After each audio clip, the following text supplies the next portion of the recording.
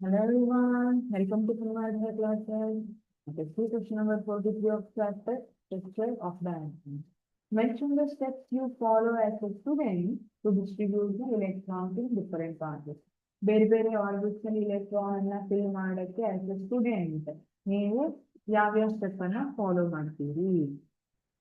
The maximum number of electrons present in the shell is given by the formula 2n square. Here n indicates the orbit number or energy level 1, 2, 3, 4 and so on. Okay. ಇಲ್ಲಿ K, L, M, N ಎಲ್ಲ energy levels ಇದಾವೆ. First energy level, second energy level, third energy level like ಬಂದು.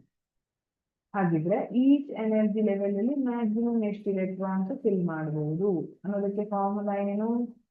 2n square is the formula. Okay.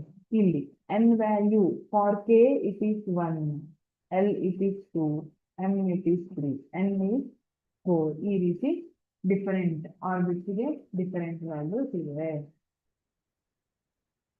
The maximum number of electrons in the differential are K shell ಅಲ್ಲಿ maximum 2 electrons, 1 square, 1 into 2, 2 ಆಗುತ್ತೆ.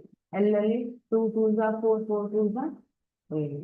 M shell ಅಲ್ಲಿ 3 3s are 9, 9 2s are 18 electrons. That's it. Electrons are not accommodated in the given shell unless the inner shells are filled.